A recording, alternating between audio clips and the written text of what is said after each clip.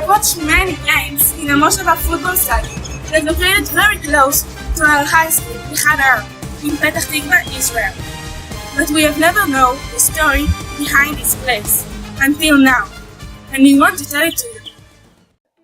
The story begins in 1941, when a concentration camp and a ghetto were established in the fortress town Terezin, Czechoslovakia. They were primarily used as a way station to the extermination camps. About 140,000 Jews were imprisoned in the ghetto, and only 23,000 of them survived.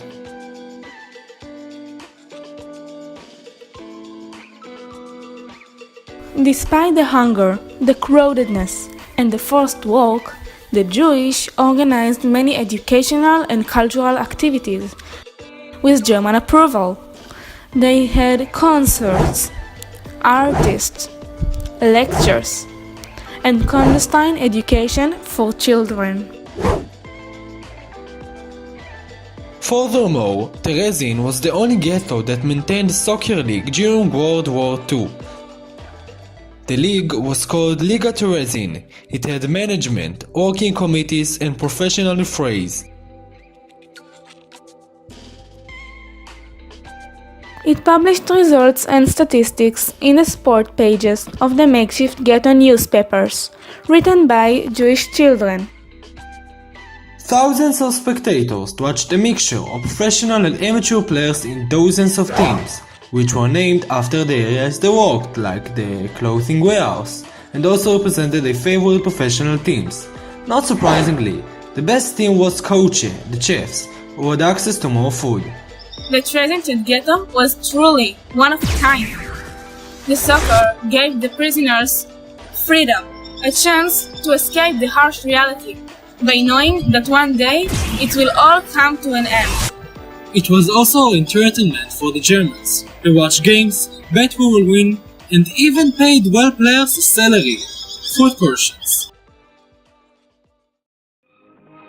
During the 3 years it lasted, the rich cultural life has attracted the attention of the Nazis and sparked interest in the ghetto, which gave them green light to start filming a propaganda movie in the summer of 1944, parallel to the preparation for the Red Cross visit. The movie was called Trezinstadt, Self-Administration of Jewish Settlement, and it was directed by famous Jewish film director Kor Geran.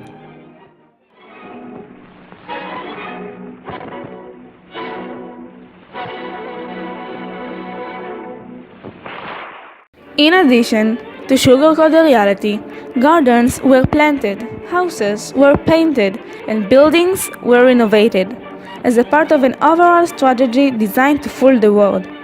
The film highlighted the cultural activities, and it also filmed a soccer match, which was also the last game ever played in the league. Zum Fußballwettspiel. Dort ein hartes Spiel geliefert.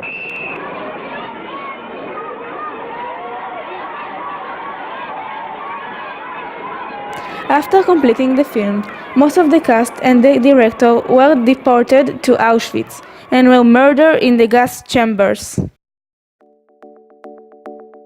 And what's the connection between the league and the stadium?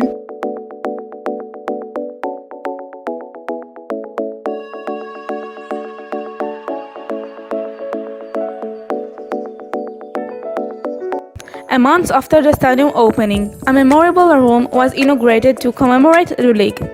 The room provides a detailed depiction of the league in the Trezinstadt ghetto.